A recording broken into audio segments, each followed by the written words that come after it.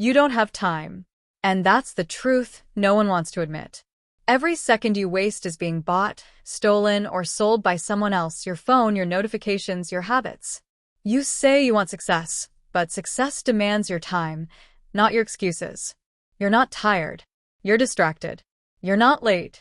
You're unfocused. This audiobook is not about motivation, it's about time control.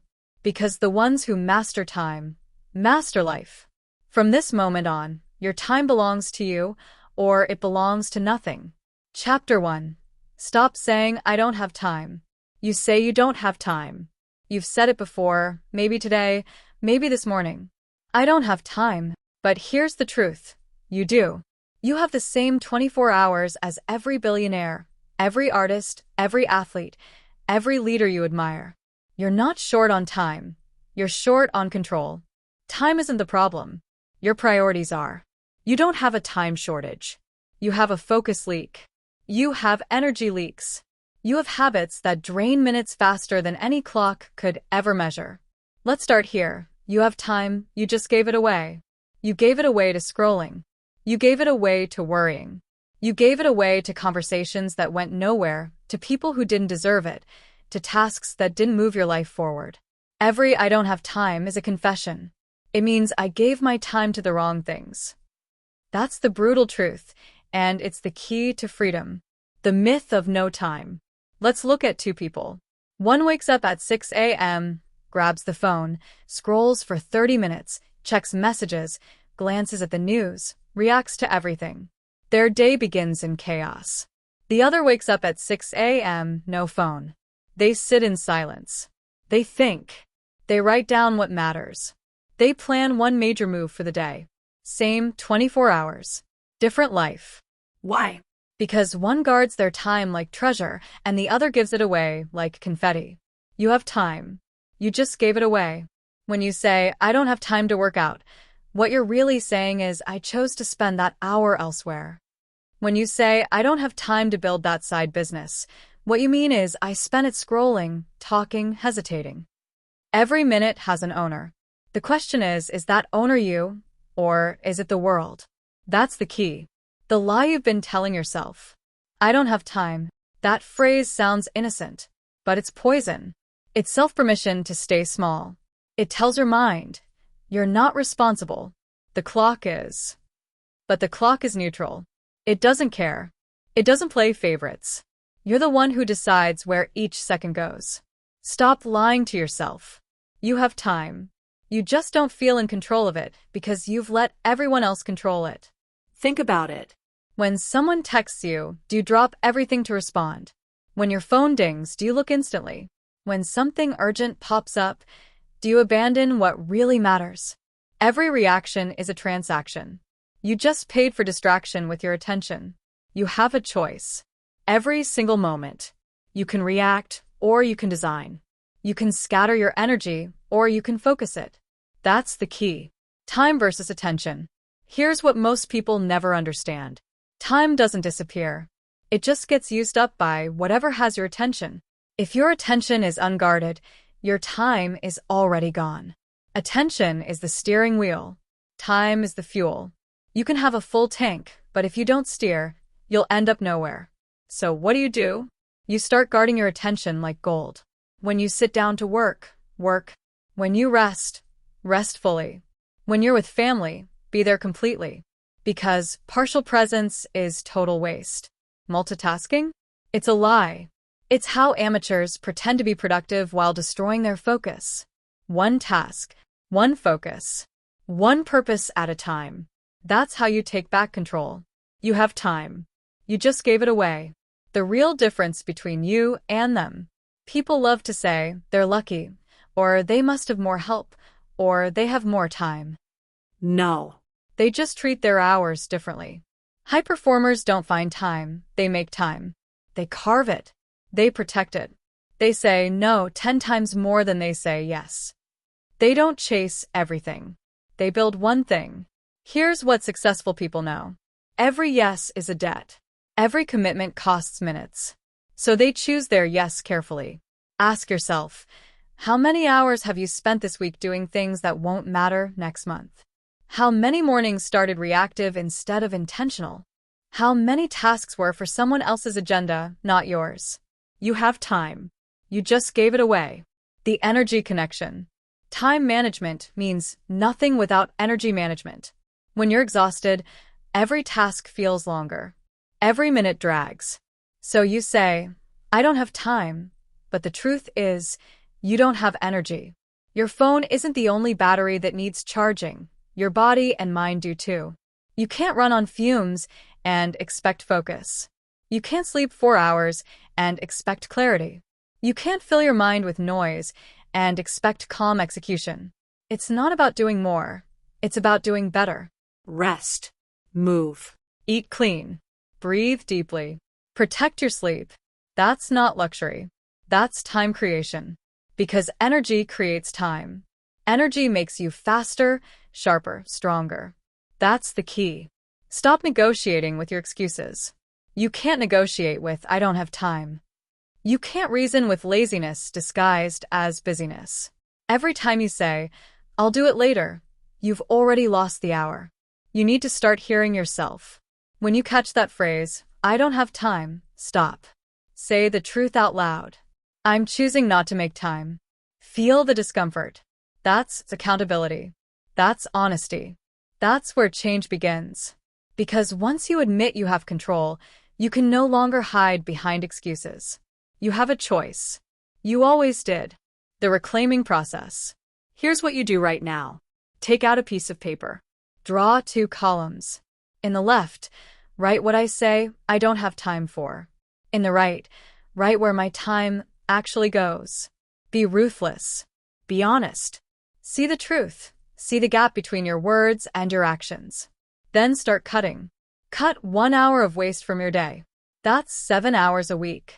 That's 30 hours a month. That's 360 hours a year. That's 9 full work weeks hidden in plain sight. You have time. You just gave it away. Now you take it back. The hard truth. You're not behind because you lack opportunity. You're behind because you leak minutes like water from a cracked cup. And every leak starts with a lie. I don't have time. But from now on, you'll replace that phrase with truth. You'll say, I have time and I choose how to spend it. That shift changes everything. That's ownership. That's freedom. That's power.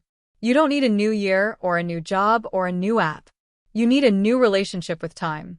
You need to stop chasing the clock and start mastering the moment. That's the key. Closing transition. You just learned the first truth of time mastery. You're not short on hours. You're short on discipline. Time doesn't control you. You control it. From now on, no more I don't have time. Only I choose. You face the lie. Now, it's time to understand the next layer of control, the one that makes or breaks your ability to use time wisely. You've claimed your hours. Now, let's reclaim your energy. Chapter 2. Energy is time in disguise. You don't just run out of time. You run out of energy. When you say, I don't have time, what you often mean is, I don't have the energy to use the time I already have. That's the truth. You're not short on hours, you're short on power. And that power is what determines the real value of every single minute you live. You can have 12 hours free on your calendar, but if your mind is foggy and your body is drained, that time is worthless. You can have the most perfect plan, but if you're exhausted, distracted, and burned out, you'll still fall behind. Because energy is time in disguise. The reality you don't want to face. Let's be clear. You don't lose time because the day is too short. You lose time because you've mismanaged your energy. You spend it recklessly, on stress, on worry, on people who drain you. You let your body run on fumes and then wonder why your goals never move. You have time. You just don't have the power to use it. You're running a Ferrari engine on an empty tank. You're trying to sprint with weights around your ankles. You want focus? You need fuel. You want consistency? You need recovery. You want success? You need energy. That's the key. Because without energy, every hour you have is wasted. You're awake, but you're not alive. You're moving, but not progressing. You're busy, but not building. The energy audit. So, let's get practical. It's time for what I call the energy audit. This isn't motivation, this is management. This is how you find out where your energy is leaking and how to take it back. Grab a notebook. Draw 3 columns. Label them: physical energy, mental energy, emotional energy. Now, be brutally honest. What's draining you in each one? What's feeding you? Because if you don't track it, you can't control it. 1. Physical energy. Look at your sleep, your nutrition, your movement. If you treat your body like an afterthought, your mind will pay the price. Sleep is not optional. Exercise is not decoration. Food is not filler. Stop bragging about how little you sleep. That's not discipline. That's self-destruction. Stop skipping movement because you're too tired. That's backwards. You're tired because you skipped it. Stop eating like your future doesn't depend on it, because it does. You have a choice. Every bite, every bedtime, every step, a choice to fuel or to drain. That's the key. 2. Mental energy. Your mind burns energy faster than your muscles do. You waste it every time you multitask, every time you switch screens, every time you argue about things that don't matter. You're running a marathon of mental chaos and wondering why you can't focus for 5 minutes.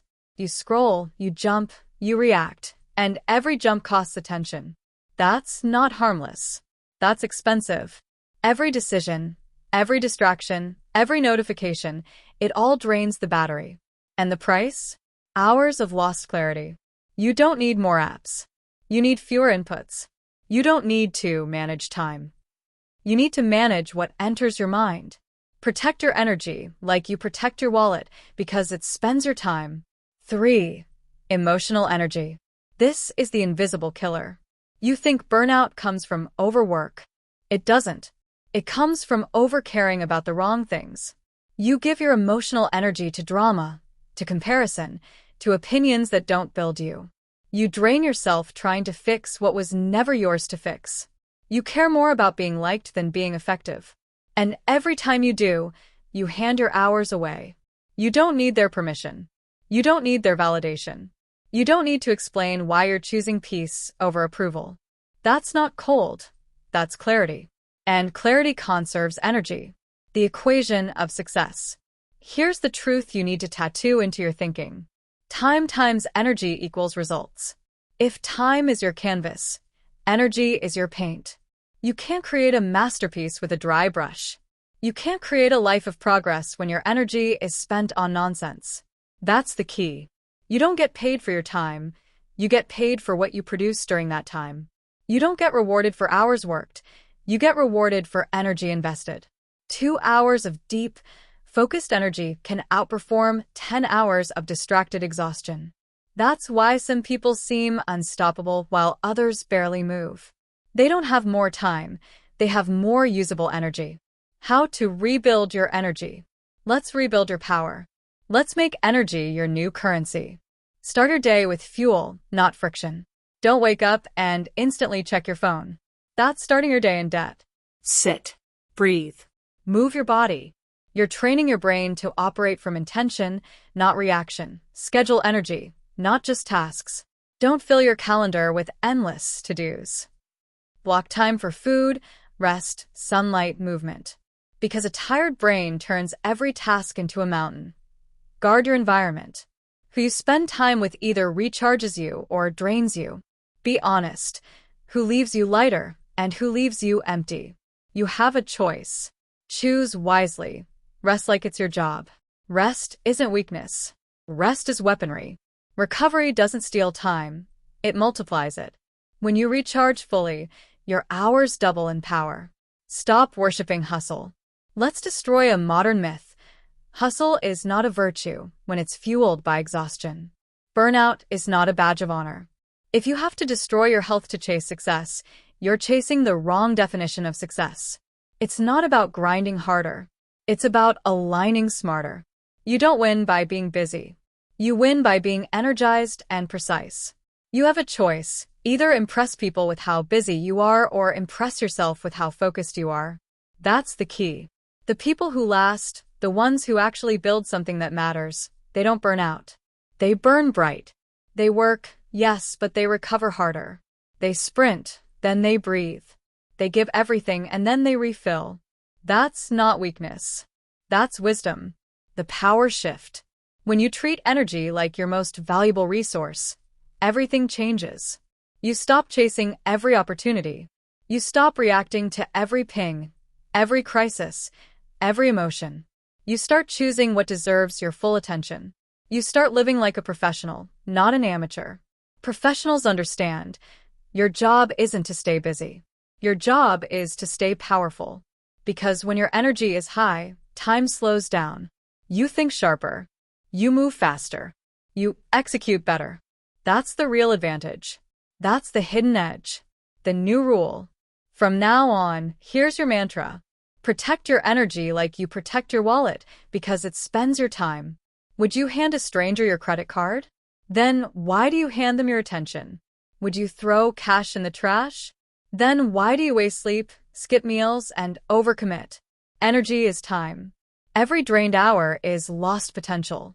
Every recharged hour is multiplied progress. So stop managing minutes, start managing power.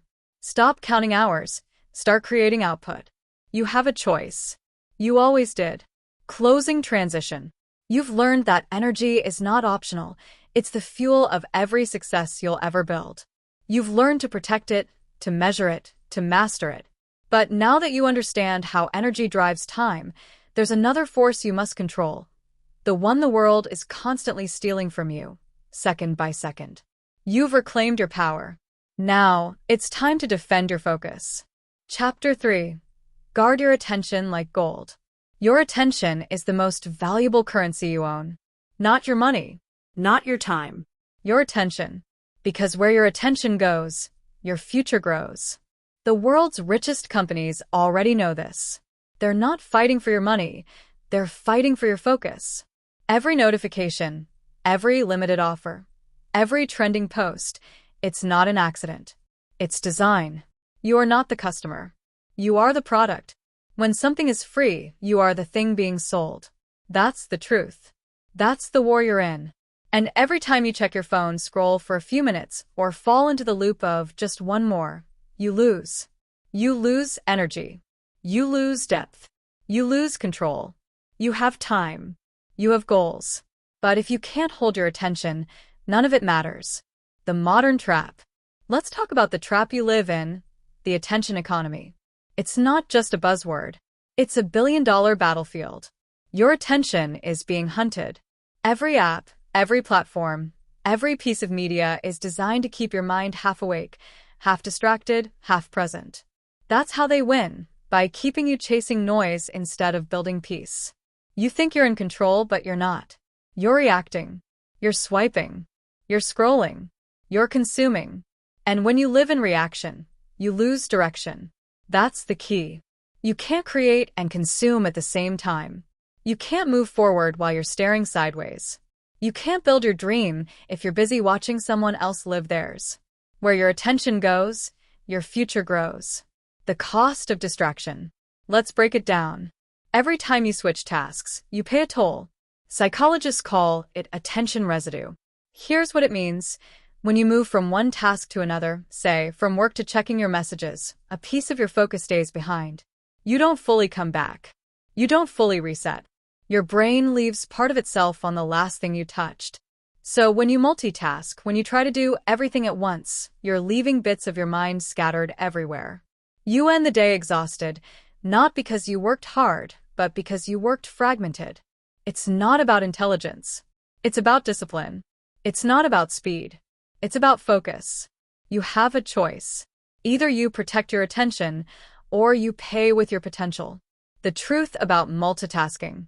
You think you're multitasking. You're not.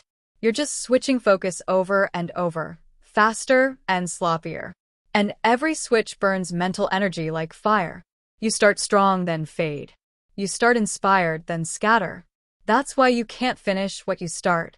That's why your brain feels tired even when you didn't do much. Multitasking is the illusion of productivity. It feels busy. It feels active. But it's just motion, not progress. The world wants you distracted because distracted people consume. Focused people create. That's the key. Attention equals creation. Every great thing you admire, every company, invention, body, or legacy was built by someone who learned to hold attention longer than average people can tolerate. Focus is the rarest skill left. It's not about genius. It's about attention endurance.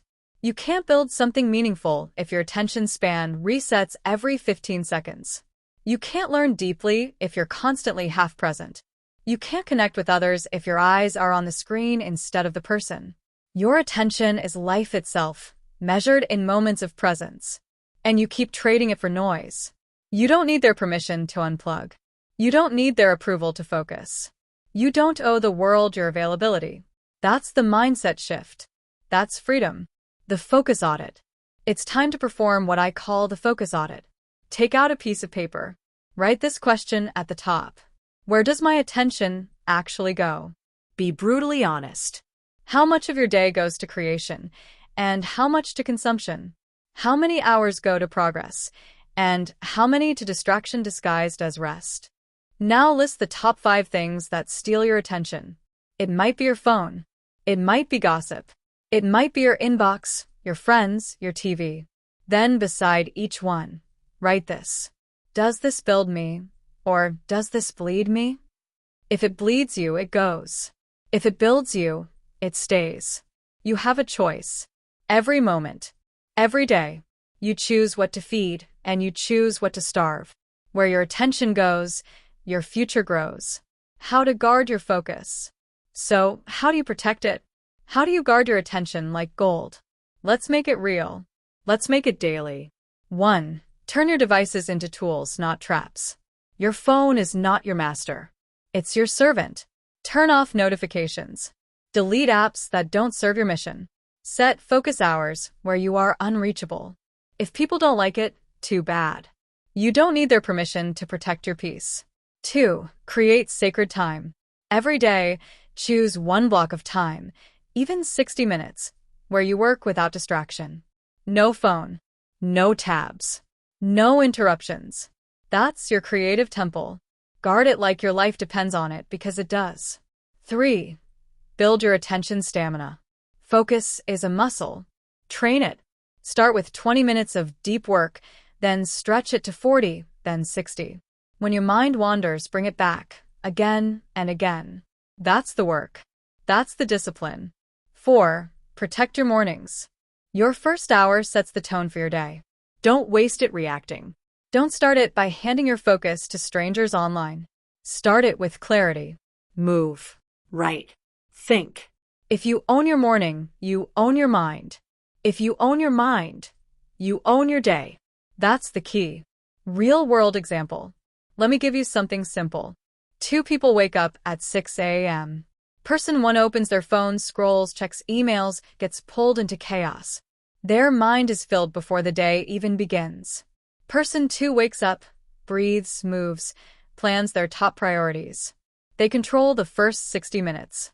Same morning, same time, different destiny. Because one guarded their attention, the other gave it away. You don't need more hours. You need more focus. You don't need more luck. You need more discipline. That's the key. The new rule of power. From now on, remember this. Your attention is your empire. Guard it. Stop letting anyone steal it. Stop feeding algorithms that don't feed you. Stop giving away your mental power for moments of empty pleasure. You have a mission. You have a life to build. And every time you let the world hijack your attention, you lose the chance to become who you're meant to be. Where your attention goes, your future grows. Guard it like gold. Protect it like life. Because it is your life. Closing transition. You've learned how to protect your focus, how to guard the doorway to your mind. You now understand that time without attention is useless, and attention without control is chaos. But there's another thief waiting for you, one that hides inside your schedule, disguised as important. You've learned to guard your mind. Now, it's time to clear your life. Chapter 4. Eliminate the non-essential. You think you're busy. You think your day is full. But if I looked at your schedule, I'd see something else entirely. I'd see distraction disguised as duty. I'd see noise pretending to be progress. I'd see a person drowning in the non-essential and calling it effort. Let's get something straight. The clutter in your schedule reflects the clutter in your mind. You are not overworked. You are overcommit. You are not running out of time. You are wasting it on things that don't matter. And here's the truth. Success isn't about doing more. It's about doing less, but doing it right. The difference between a mediocre life and a legendary one is elimination. That's the key. The lie of more. You've been taught that more equals better. More opportunities. More meetings. More projects. But that's not mastery. That's chaos. Look at any top performer in history. They're not known for doing everything. They're known for doing the right things again and again. Steve Jobs once said, "Innovation is saying no to 1,000 things." Let that sink in. 1,000 no's for every yes. That's not an accident. That's a strategy. Because every yes you give steals energy, focus, and time from something that truly matters. Every yes is a withdrawal from your life's account. And you don't have infinite funds. You have a choice. You can keep saying yes to everything and stay average. Or you can start eliminating the non-essential and become unstoppable. The delete, delegate, do system. Here's how you simplify your life and multiply your results. It's called the delete, delegate, do system. Step 1, delete. Be ruthless. Look at every task, every call, every meeting, and ask, does this move me closer to my mission? If not, delete it. Delete it without apology. Because if it doesn't move you closer, it moves you away. That's the rule. Every commitment is either fuel or friction. Every choice either expands your time or consumes it. Step 2, delegate. Stop trying to be a hero. You're not meant to do everything yourself. If someone else can do it 80% as well as you, let them. Your job is not to do everything. Your job is to do what only you can do. Delegation isn't laziness. It's leadership. You don't get paid for how much you do. You get paid for how much you free up to focus on what matters. Step 3. Do. Whatever remains, do it with full force. No half effort. No multitasking. One task. One focus. One outcome. The rest doesn't exist. That's how high performers live. They don't juggle. They strike. They don't drift. They decide. And they don't apologize for eliminating what doesn't matter. Real-world example. The power of no. Let's talk about Warren Buffett, one of the richest men alive. Do you know his secret? Focus. Buffett said, the difference between successful people and really successful people is that really successful people say no to almost everything. That's not arrogance. That's awareness. He knows that every yes has a cost. He protects his attention like a bodyguard. Same with Bill Gates. Same with Oprah. Same with every single person who's built something that lasted. They mastered the art of elimination. Because here's the truth. You can't be everywhere and be effective. You can't please everyone and be powerful. You can't hold on to everything and move forward. You must choose. You have a choice every single day. To keep adding weight or start dropping it. To keep saying yes to the noise or commit to the mission. If it doesn't move you closer, it moves you away. Say that again.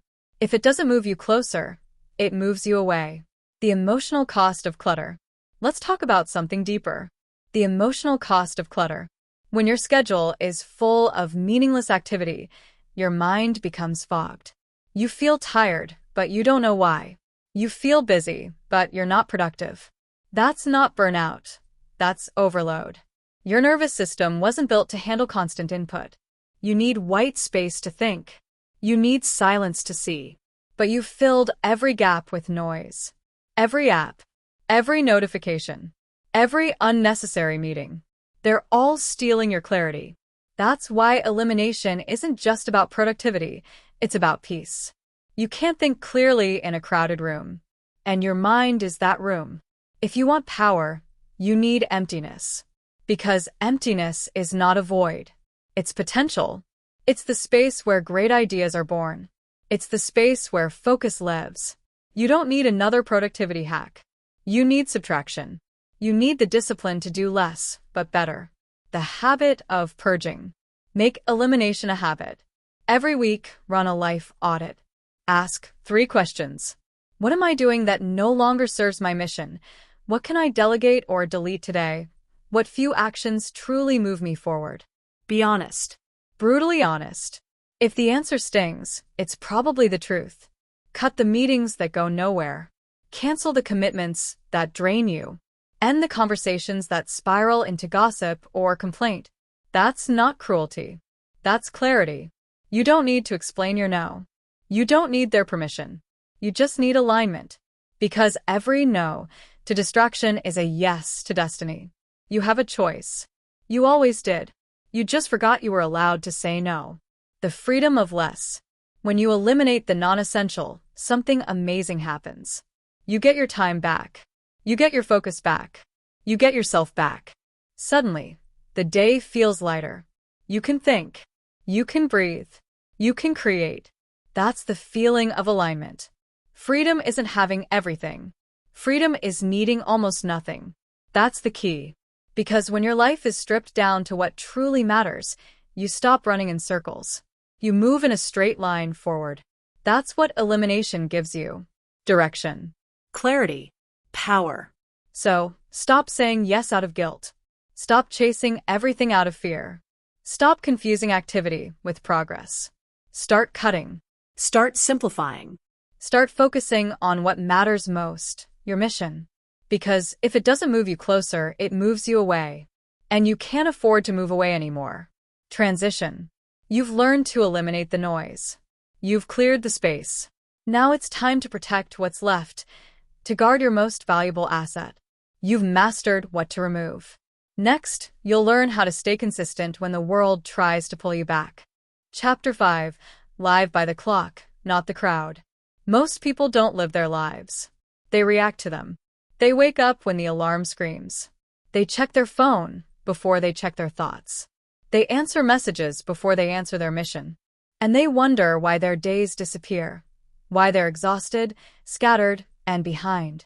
Here's the truth. You're not out of time. You're out of structure. You're not losing hours. You're leaking them. And the people who seem to get more done than you, they don't have more hours. They just own their hours. They live by the clock, not by the crowd. That's the key. The crowd lives in chaos. The crowd lives on impulse. They scroll when they're bored. They eat when they're stressed. They move when they're forced. They think discipline is punishment, and freedom means doing whatever they feel. But that's not freedom. That's chaos wearing freedom's mask. Because when you let your feelings control your schedule, your potential dies quietly. You become a servant to distraction, to dopamine, to other people's priorities. That's how the average person lives. Reactive, distracted, pulled in 10 directions, producing nothing of real consequence. You have a choice. You can keep living like the crowd, or you can rise above it. You can start living by the clock. The winners live by the clock.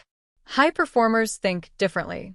They treat time like money, tracked, managed, and invested intentionally. They don't just hope to have time. They schedule it. They don't drift through their day. They design it. That's the difference between the crowd and the committed. One reacts. The other runs the day. You've heard the phrase before. You either run the day or the day runs you. That's not a quote. That's a law. If you wake up without a plan, you've already lost. If your schedule isn't structured, someone else will fill it for you. Because, make no mistake, the world has an endless list of things it wants you to do. But your mission only fits in one. The power of time boxing. Let's get tactical. You need structure. And the most powerful structure in existence is called time boxing. Here's how it works. You don't work until it's done. You work until the clock says stop. You assign time blocks to everything that matters. Your work, your workout, your study, your rest. You make your day a sequence of intentional, timed decisions. That's how Elon Musk runs multiple companies. That's how top CEOs, athletes, and thinkers protect their energy. They don't trust willpower. They trust the clock. Because time boxing forces you to decide. When you put something in a box, you tell your brain, this matters. And when you close the box, you say, that's enough. It kills procrastination because it gives your day boundaries. It kills distraction because you know exactly what belongs in each hour. And most importantly, it kills perfectionism because when the time's up, it's up.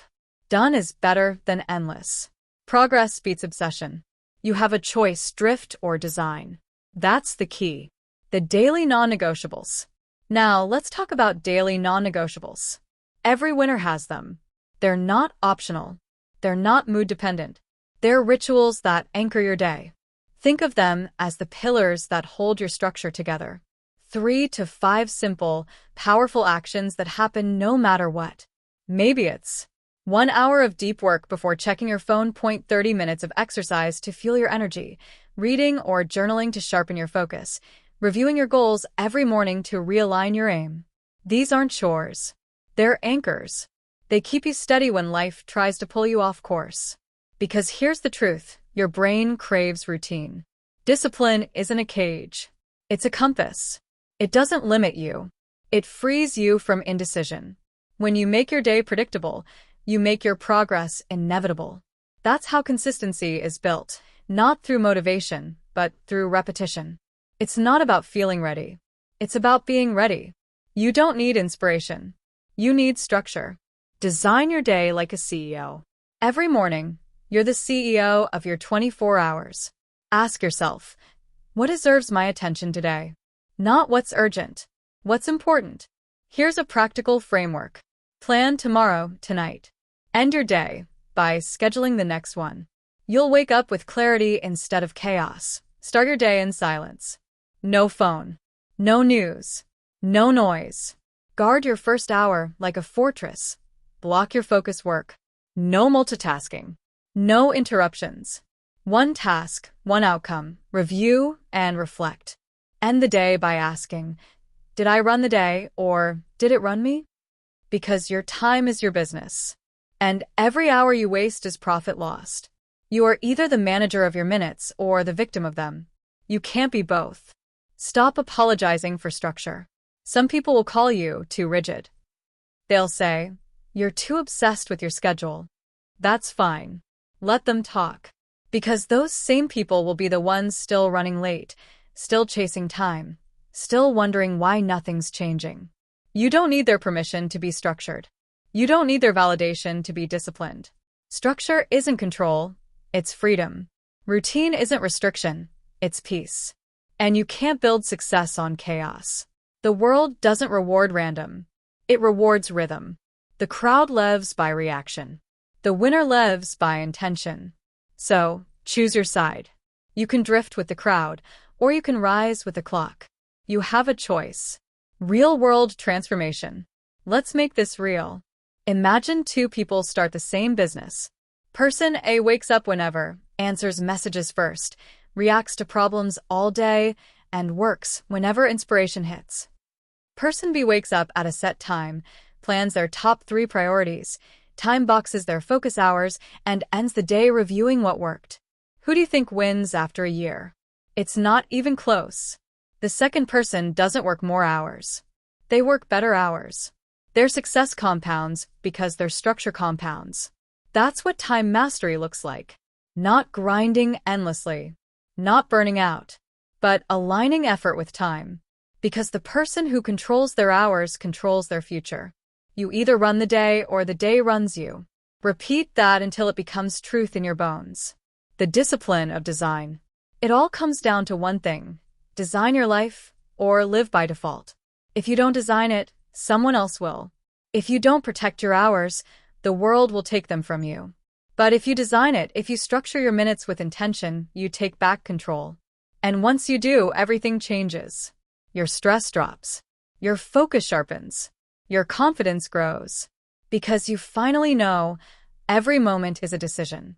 Every choice is a vote for the person you're becoming. You have a choice. Live by the clock, not the crowd.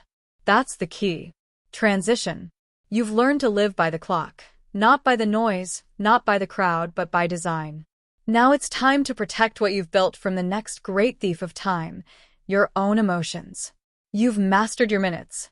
Next, you'll master your mind. Chapter 6. The Power of Repetition and Routine. Everyone wants freedom. freedom to do what they want, freedom to go where they want, freedom to live how they want. But here's the truth no one wants to admit. Freedom isn't found in chaos. Freedom is built through structure. You don't earn freedom by doing whatever feels good. You earn it by doing what must be done, over and over again. That's the key. You want to be free? Then master repetition. Because discipline buys back your time. Routine is not restriction, it's liberation. Most people resist routine because they think it's boring. They think it's restrictive. They say, I don't want to live like a robot. But the truth is their freedom is what keeps them trapped. They wake up late, rush through their mornings, scroll through nonsense, and call that freedom. No plan, no rhythm, no results. They live in reaction, not direction. And they wonder why they feel lost, unproductive, and tired. Routine doesn't limit you, it frees you. Routine doesn't shrink your life, it amplifies it. Because when you build structure, you remove decision fatigue. You take chaos out of the equation. You stop wasting energy on what should I do next? And you start doing. That's the secret the high performers know. That's the difference between the great and the ordinary. The ordinary live by emotion. The great live by rhythm. Discipline buys back your time. Let's say this clearly. Discipline buys back your time. Every habit you master gives you freedom later. Every routine you repeat gives you energy tomorrow. People think discipline takes time. It doesn't. It creates time. Because when you don't have to think, you move faster. When your actions are automated, you free up focus for creation. That's how athletes train. That's how artists create. That's how CEOs lead. Think about it. LeBron James doesn't wonder if he'll train today. He trains. Every day. Same hours. Same focus. He doesn't negotiate with himself. Because discipline removes negotiation. And negotiation wastes time. Routine is the engine of greatness. Every repetition compounds. Every repetition sharpens skill. Every repetition rewires the brain. It's not about talent. It's about repetition. That's the key. The masters repeat what others abandon. The best don't chase excitement. They chase consistency. Most people quit because it's boring. They want quick results. Instant gratification. They want new, not better. They want novelty, not mastery. But success is built in boredom. It's built in the invisible repetition no one claps for. It's built when you show up on day 100 with the same intensity as day 1. The masters, the top athletes, the top creators, the top thinkers, they repeat what others abandon. Kobe Bryant shot the same moves thousands of times a day. Bruce Lee said, I fear not the man who has practiced 10,000 kicks once, but the man who has practiced one kick 10,000 times. Why? Because repetition turns motion into mastery. That's how results are made. Not in intensity, in consistency. You have a choice, to chase stimulation or to build discipline.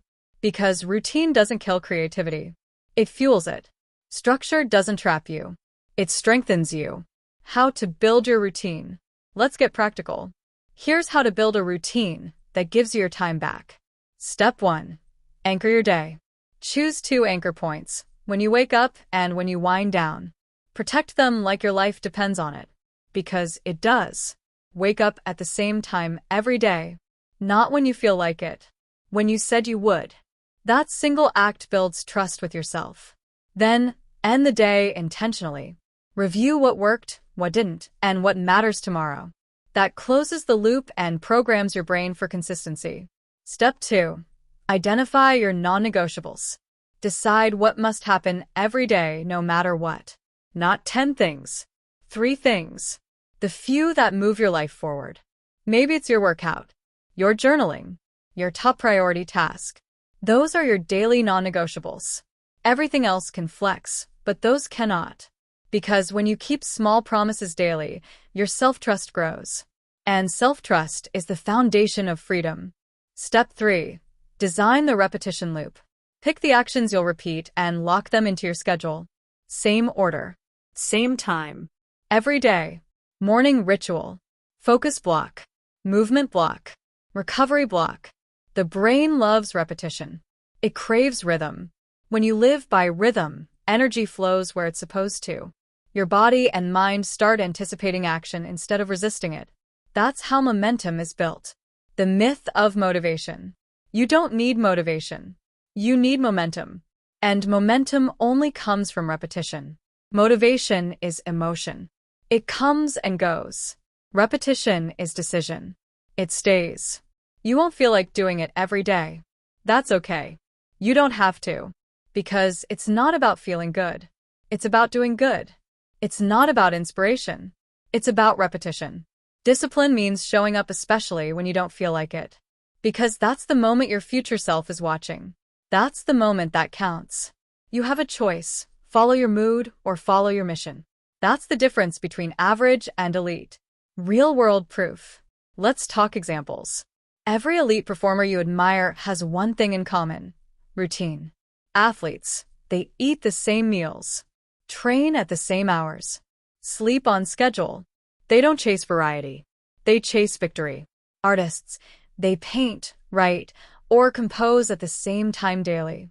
They treat creativity like work, not whim.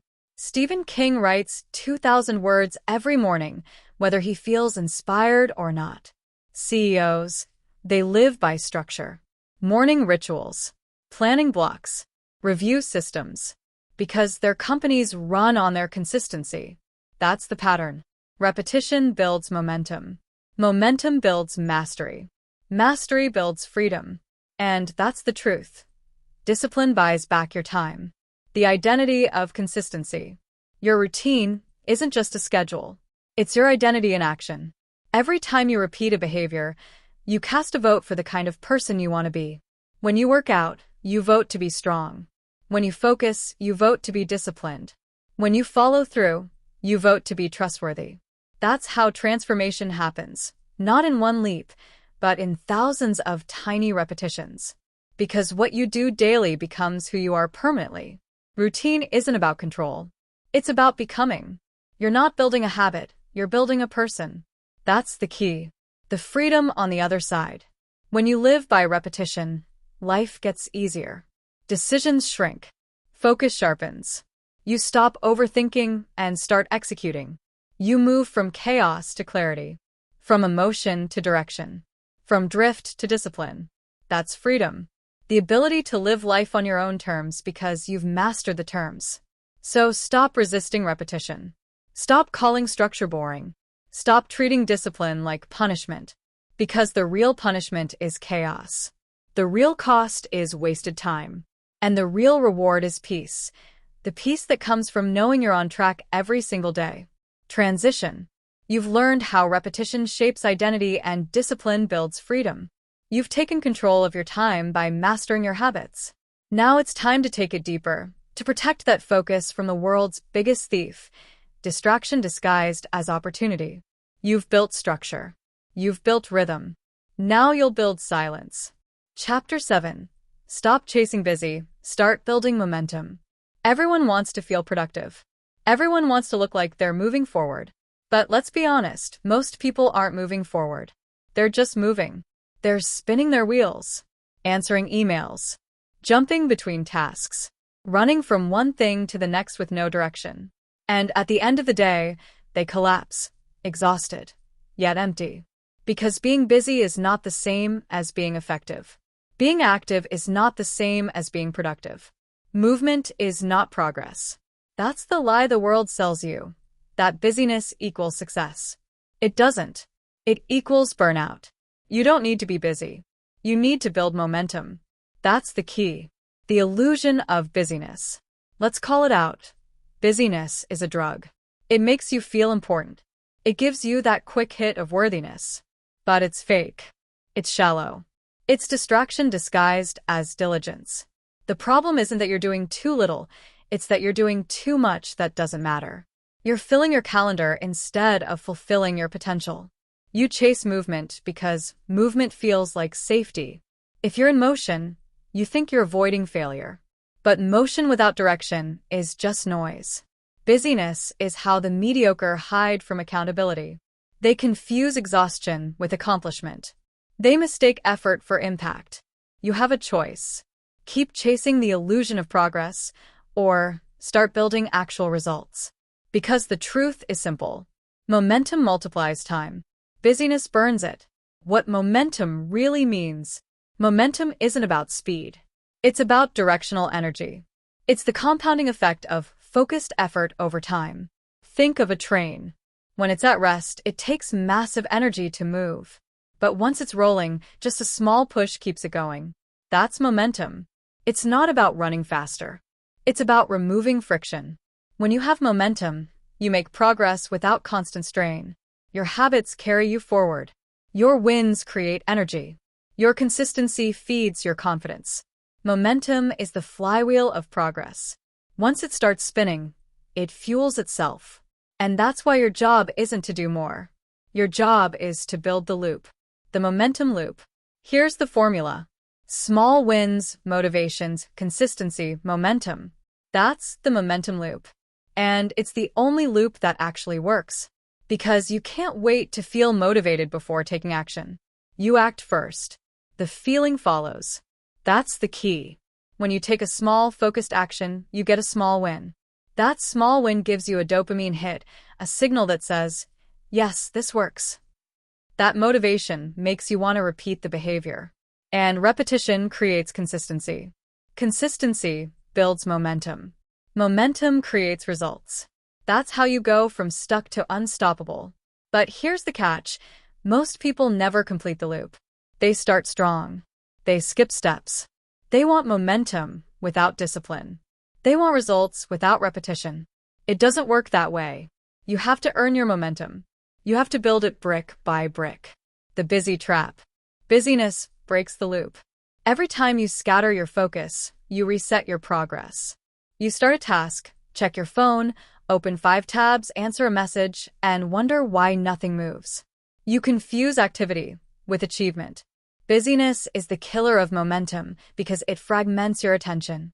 And where focus goes, energy flows. Where energy flows, progress grows. If your energy is scattered, your results will be scattered.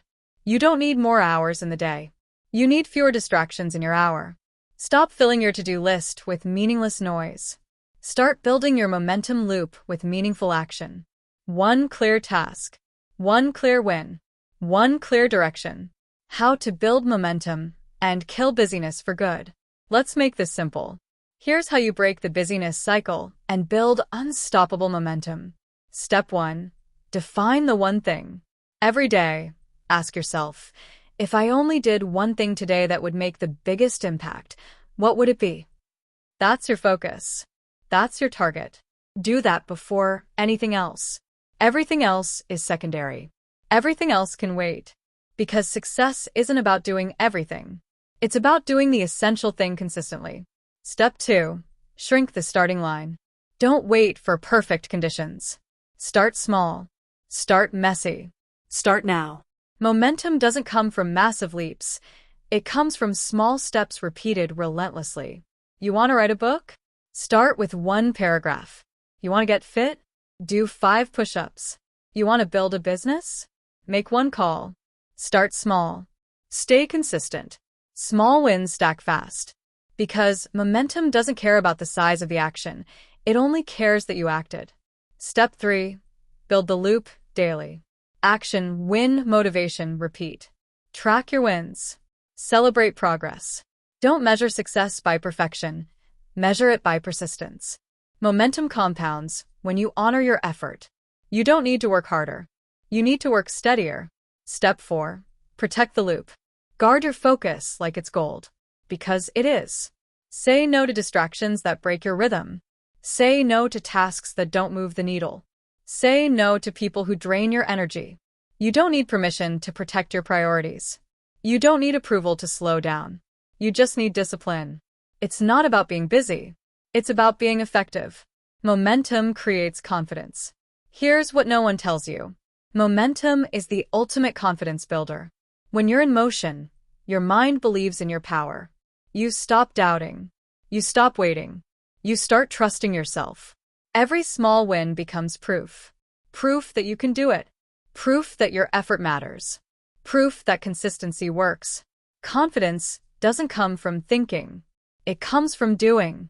You don't overthink your way into progress. You act your way into confidence. That's how you build real self-belief. Through momentum.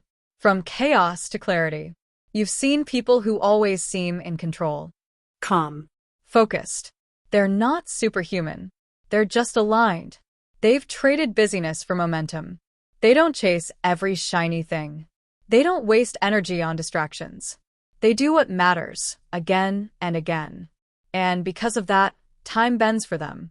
That's right, momentum multiplies time. It makes every minute count more because every minute builds on the last. But busyness burns time. It spreads you thin.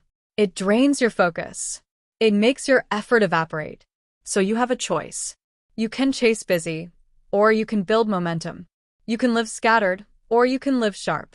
You can stay stuck, or you can start moving forward with purpose. That's the choice that defines your life. The real work. Here's the truth. Momentum isn't glamorous. It's not loud. It's not flashy. It's built in silence. It's built in repetition. It's built in the grind no one claps for. You build momentum when you keep showing up. When you keep moving forward. When you stop chasing busy and start building purpose. It's about working smarter, simpler, and steadier. Momentum rewards the disciplined. Busyness punishes the distracted. You have a choice. Choose momentum. Transition. You've learned how momentum multiplies time and how busyness burns it. You've learned to trade chaos for clarity, motion for direction. But momentum doesn't just depend on what you do. It depends on what you say to yourself. Because your inner voice can either fuel your progress or destroy it. So, let's talk about that next. Chapter 8. Think in decades, act in days. Everyone wants results now. They want the body, the business, the freedom yesterday. But that's why most people never get them. They live in short bursts. They sprint without a map. They chase instant gratification instead of long-term greatness. The winners? They think in decades but act in days. That's the key. They play the long game, but they execute with daily urgency. They don't get distracted by temporary rewards. They build legacies through consistency, patience, and precision. You have a choice. You can think small and move fast toward nothing. Or you can think big and move daily toward everything. The short-term trap. Let's be real. We live in a culture that glorifies now. Get rich quick. Lose 10 pounds in a week. Go viral overnight. Everyone wants the shortcut. But shortcuts cut you short. You can't build greatness on a microwave mindset. Real transformation takes time. Real mastery takes years. But here's the thing, most people never see the payoff because they quit too early. They expect 10-year results from 10 days of effort. They confuse activity with advancement. They stop when it's hard instead of when it's done. You have to stop thinking like a sprinter. You're not running a 100-meter dash. You're building a dynasty. And dynasties are built one disciplined day at a time. The decade view. The decade view. Mindset changes everything. It's the art of aligning your today with your 10-year vision. It forces you to think bigger, but act smarter. Here's how it works. You zoom out, then you zoom in. Step 1. Ask yourself, where do I want to be 10 years from now? Not what do you want next month? Not next year. 10 years. Who do you want to be? What kind of life do you want to wake up to? What kind of energy, freedom, and impact do you want to have? Be honest. Be bold. Then step 2, reverse engineer it. Work backward from the destination until it becomes a daily plan. Because big goals don't come from big leaps. They come from small, consistent actions that stack over time. Every day compounds. Every hour votes for your future. Every decision is a deposit toward the decade you're building. That's the mindset of mastery. The 10-year filter. When you think in decades, you filter decisions differently. You stop asking, what feels good right now? And you start asking, what will matter in 10 years? That's the key. That single question will expose your distractions. It will burn away the noise. It will reveal what's essential. You'll start seeing time differently. That argument you're about to start? It won't matter in a decade. Don't waste your energy. That social media scroll session? It's not building your future. Close the app. That skill you've been avoiding? In 10 years, mastery could change your life. Start today. You see, the decade view doesn't make you slower. It makes you sharper. It gives urgency a target. You stop chasing everything. You start choosing what counts. Because not everything deserves your attention. Only the things that compound. Acting in days. Long-term vision is worthless without short-term action. You can dream for 10 years. You can plan. You can visualize. But if you don't move today, it's all fantasy. That's why you act in days. Not in months. Not in years. In days. Every day is a vote for your future. Every hour is a brick in your foundation. You want a better body in 10 years? Win today's workout. You want financial freedom in a decade? Win today's discipline. You want mastery in your craft? Win today's practice. Stop waiting for the perfect time. There is no perfect time. There's only time and how you use it. You don't need motivation. You need structure. You don't need approval. You need consistency. Because every day compounds. That's the truth. The compounding effect. Compounding isn't just for money. It's for everything: habits, skills, relationships, health, discipline. Compounding is the silent force that multiplies everything you repeat. Every good choice builds interest. Every bad choice adds debt. You don't feel the difference today, but 10 years from now, you'll be living in the results. Think about it. A person who reads 10 pages a day reads over 3,600 pages a year. That's a dozen books. A person who walks 30 minutes daily adds years of health. A person who saves $10 a day builds financial peace. Tiny actions, massive results. That's the magic of compounding. And that's why thinking in decades works. Because when you think long, you start valuing small.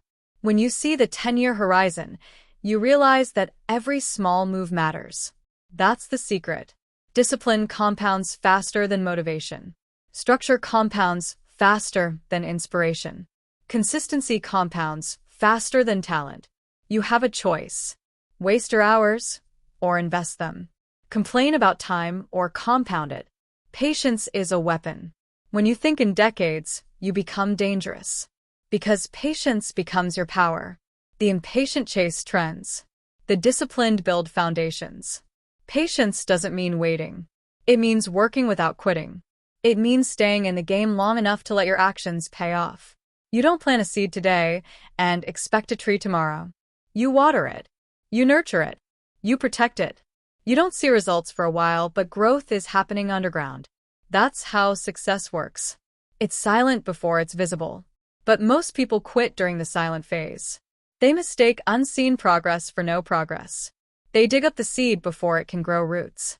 Don't do that. Stay the course.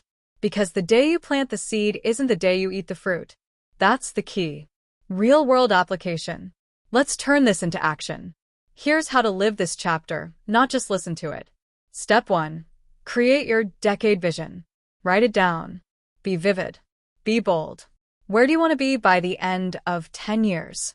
What kind of person do you want to become? What kind of energy do you want to live with? Step 2. Reverse engineer the path. Break that vision down into yearly, monthly, and daily targets. 10-year goal, 1-year goal, 1-week action, today's priority. Step 3. Align today. Look at your day right now.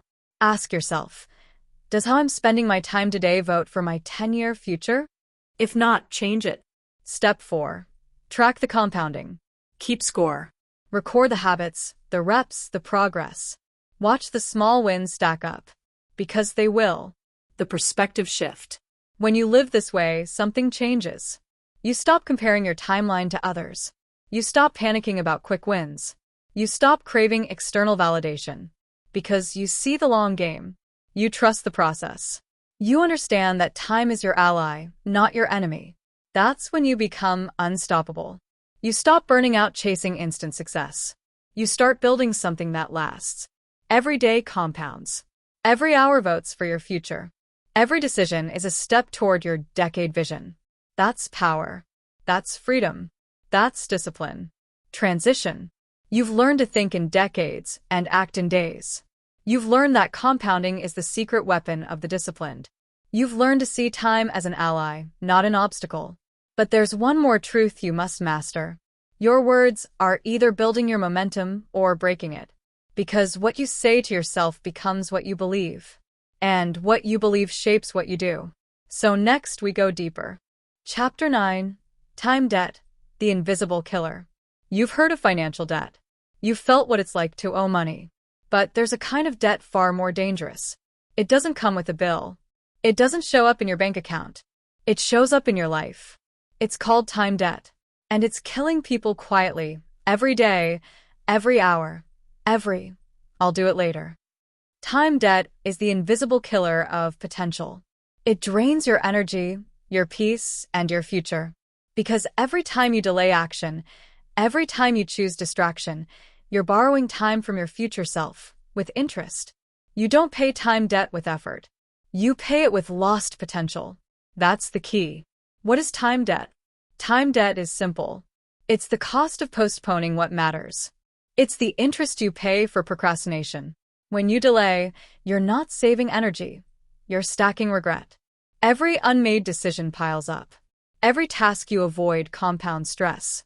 Every tomorrow you promise yourself steals power from today. Think about it.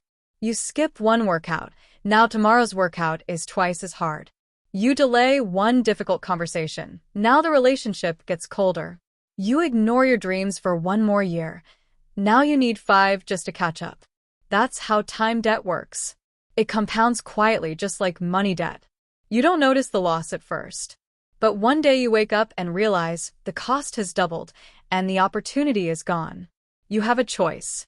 Pay now through effort or pay later through regret. But you will pay. The hidden interest. Every form of debt has interest. Time debt's interest is invisible, but brutal. When you borrow time, you pay interest in the form of stress. You feel the weight of everything you haven't done. Anxiety. You fear the future because you've avoided the present, lost confidence. Every delay tells your brain you can't trust yourself. That's the real cost. You don't just lose time, you lose momentum. And once momentum is gone, everything feels heavy. You've felt it before. That sinking feeling when you know you've fallen behind. That quiet frustration when your list grows longer instead of shorter. That's time debt collecting payment. And here's the truth. Time debt doesn't forgive. It doesn't forget. It compounds until it owns you. The longer you wait, the higher the price. You don't pay time debt with effort. You pay it with lost potential. The psychology of borrowed time. Here's why this happens. Your brain loves short-term comfort. It convinces you that delay equals relief. It whispers, you'll feel better tomorrow. But that's a lie. Delay doesn't reduce pressure, it multiplies it. Because while you rest, the debt grows. When you procrastinate, your brain tricks you into feeling safe. But what it's really doing is stealing safety from your future self. The comfort you feel now becomes the chaos you face later. You're not avoiding the task, you're transferring it. You're not saving time, you're mortgaging it. That's the trap. And most people never escape it because they confuse relief with resolution. They think rest is the same as recovery. It's not. Rest without discipline is just delay. And delay is debt. The cost of compounding regret. Let's make this real. Think of your life like a balance sheet. Every moment of focused action is a deposit. Every act of procrastination is a withdrawal. When you act, your life gains interest, skills, results, momentum. When you delay, your life pays interest, guilt, stress, stagnation. And just like financial debt, time debt compounds exponentially. Skip one day of discipline, and you'll justify skipping 2. Ignore one dream for a year, and you'll convince yourself it's too late. You see it everywhere. People waking up in their 40s, their 50s, wondering where their time went. They didn't lose it all at once. They lost it in small, daily loans of distraction. 5 minutes here, 10 minutes there. One more scroll. One more episode. One more tomorrow. Then one day they look back and realize the interest rate was crushing. You don't pay time debt with effort. You pay it with lost potential. Say it again until it burns in your mind. The way out, the time audit. Now, let's turn awareness into action. You can't fix what you don't measure. So you start with a time audit. Here's how it works. Track your hours. For one full day, write down where your time actually goes. Every task, every scroll, every conversation. No judgment, just data. Find the leaks. Look at where your time disappears. What produces no value? What drains your energy? What's non-essential? Assign cost. Ask yourself, if this hour was $1, would I spend it here? Cut and correct. Delete what doesn't move you closer to your goals. Replace it with intentional action. Because awareness is useless without correction. You have to face your habits like a debt collector faces unpaid bills. No excuses. No negotiation. You don't need more time. You need to stop wasting the time you already have. The power of paying early. Here's the paradox. When you start paying your time debt early, by doing the hard thing now, you gain freedom later. That's the difference between the average and the elite. The average delays pain. The elite front-load it. They pay up front with focus, discipline, and discomfort. And in return, they earn compound dividends, peace, freedom, results. Because the sooner you pay, the more time you buy. When you work out today, you don't just gain health, you buy back years. When you focus today, you don't just gain progress, you buy back momentum. When you choose discipline today, you don't just check a box, you buy back confidence. That's the truth. Discipline is how you pay early. Discipline is how you escape debt. You have a choice. Pay the price now, or pay it forever. The future you test. Before every decision, ask yourself one question. Will my future self thank me for this? That's the filter. That's the compass. Every time you choose ease, you're borrowing against your future. Every time you choose effort, you're investing in it. That's the key. The next time you want to delay, imagine the version of you 10 years from now. What does that person want from you today? What would they say if they saw how you spent your hours? Would they thank you or resent you? You decide. Because you're building them every day. And the tools you use are your choices. Every "I'll do it later" builds a weaker future. Every "I'll do it now" builds a stronger one. The lesson. Time debt is silent but ruthless. It doesn't need permission to take from you. It collects through delay, distraction, and avoidance. But once you see it, you can stop it. Once you name it, you can break it. Once you pay it, you can be free of it. You have a choice, always. Pay now through effort, or pay later through regret. The work is the payment. The payment is freedom. Because you don't pay time debt with effort, you pay it with lost potential. And you've lost enough. It's time to take it back. Transition. You've faced the truth about time debt, the invisible killer of your progress. Now it's time to protect what you've regained. Because winning time is useless if you give it away again. In the next chapter, you'll learn the ultimate discipline, the art of protecting your peace, energy, and focus even when the world demands your attention. Chapter 10. Own your hours, own your life. Here we are. The final chapter. But don't mistake final for easy. Because this chapter is the most important of all. Everything you've learned before leads here. All the strategies, the discipline, the focus, they converge in one truth. If you don't own your hours, you don't own your life. Think about it. Every hour you spend mindlessly scrolling, reacting, or procrastinating is an hour stolen from your future. Every hour you waste is an hour someone else gets to dictate. Every hour you hand away without intention builds debt, burns energy, and compounds regret. That ends now. You have a choice. You can keep letting the world steal your time. Or you can take it back, hour by hour, minute by minute. That's the key. Time mastery is self-mastery. The first thing you must understand, time mastery is self-mastery. You cannot separate the two. Your life reflects how you spend your hours. Notice the people who seem to have it all together. They're not lucky. They didn't inherit an extra 24 hours. They mastered their hours. They protected their focus. They defended their routines. They invested time, like capital. That's why they create results while others consume distractions. It's not about talent. It's about discipline. Discipline buys time. Discipline protects time. Discipline multiplies time.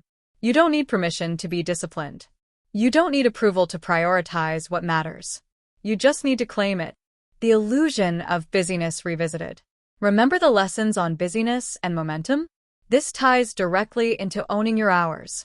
Most people confuse activity with productivity. They fill their days with meaningless tasks, meetings that could have been emails, notifications that demand their attention, social media that steals focus. They are busy, but they are powerless. Their hours are dictated by others. Their lives are dictated by distraction. When you own your hours, that ends. You don't run to reaction. You run by design. You take control instead of letting control be taken from you. That's the difference between living and existing. The Hour Ownership Challenge. Here's how to take action today. The Hour Ownership Challenge. Choose 2 sacred hours every day. 2 hours that are yours completely. No interruptions. No distractions. No apologies. These hours are not for consumption. Not for scrolling. Not for reacting. Not for busy work. They are for creation. For building. For learning. For producing results. For your legacy. Every writer, every artist, every entrepreneur, every high performer does this. They protect 2 hours of their day like a vault. Why 2 hours? Because small, consistent blocks create compounding results. Because 2 hours a day, done consistently, amounts to over 700 hours a year. 700 hours of focused creation while everyone else wastes time. That's how you pull ahead. That's how you make momentum permanent. That's how you own your life. How to defend your hours. Choosing your hours is the first step. Defending them is the real test. Expect resistance. Expect distraction. Expect excuses. Your phone will beep. Your inbox will demand. People will assume your time is theirs. Say no. Say it firmly. You don't need permission to protect your focus. You don't need approval to prioritize your future. Write it down. Schedule it in your calendar. Set boundaries like your life depends on it, because it does. During these 2 hours, no meetings that no notifications that no passive scrolling, only actions that build, produce, or grow. When you own your hours, you own your life. Repeat it. Write it down. Drill it into your mind. The ripple effect. Here's the magic most people overlook. Owning your hours doesn't just create results during those 2 hours. It changes how you treat the rest of your day. When you start with disciplined creation, the rest of the hours fall into place. You become selective with meetings. You stop wasting energy on trivial matters. You guard your attention fiercely. 2 hours a day teaches you to value every hour. 2 hours a day rewires your identity. Because identity isn't built in chaos. Identity is built in consistent, intentional action. You become the type of person who does instead of reacts. You become the type of person who creates instead of consumes. You become the type of person who owns time and therefore owns life. Real-world example. Look at Elon Musk, Oprah, or Warren Buffett. What sets them apart isn't raw talent. It's their ruthless respect for hours. They don't fritter away mornings in useless meetings. They block time for deep work. They protect creation. They guard focus. Even small choices compound. 2 hours a day becomes thousands a year. Focused effort becomes extraordinary results. It's not magic. It's discipline. You don't need inspiration. You need rules. You need boundaries. You need sacred hours. It's about identity. Here's the final truth. Every minute you spend intentionally rewrites your identity. Spend your hours scattered, distracted, and reactive. You become scattered, distracted, reactive. Spend your hours focused, intentional, and creative. You become focused, intentional, and powerful. Your life is not built by what you hope for. It's built by what you do with your hours. You have a choice. You always have a choice. You don't need their approval. You don't need their understanding. You only need discipline. It's not about talent. It's about intentionality. It's not about luck. It's about rules you live by. And the number 1 rule? Own your hours. Own your life. Step-by-step action plan. Schedule 2 sacred hours today. Pick the same 2 hours every day. Morning works best for most people. Block distractions. Phone silent, notifications off, door closed if possible. Decide the goal for the hours. Creation, learning, skill building, or high-impact work. No consumption, track results. Keep a journal or log. See the compounding effect over time. Defend fiercely. Treat these hours as non-negotiable.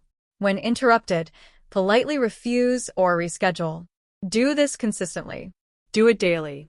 Do it without excuses. And watch how your life changes. Repetition for reinforcement. Let me repeat it because this is critical. When you own your hours, you own your life. When you own your hours, you own your life. When you own your hours, you own your life. Every day, every hour, every minute counts. You are not powerless. You are not a victim of time. You are the master of it. The choice is yours. Claim it. Protect it. Repeat it. Live it. Conclusion. This is the final step in mastering your time. Everything else, momentum, focus, long-term thinking, paying down time debt, leads to this moment. You don't just learn time management. You don't just implement routines. You own your life. Because life is measured in hours. And when you own your hours, you own everything. 2 sacred hours today. 2 sacred hours tomorrow. 2 sacred hours for the rest of your life.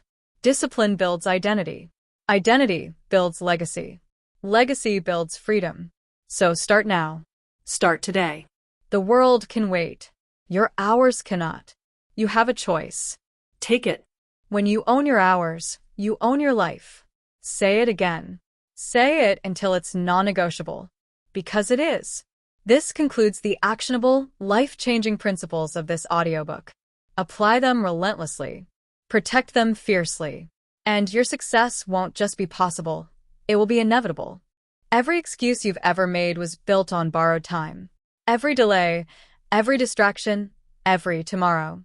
It all stole from your future. The truth is brutal. You never needed more time. You needed more focus. You needed more honesty. You needed to stop pretending that time was endless. From this point forward, treat every hour like currency. Spend it on growth. Spend it on mastery. Spend it on peace. Because your time is your life, traded in daily installments, never refunded. Don't wait for a new week. Don't wait for motivation. Take control of this hour, this moment, this minute. Starting now, own your hours, own your results, own your destiny.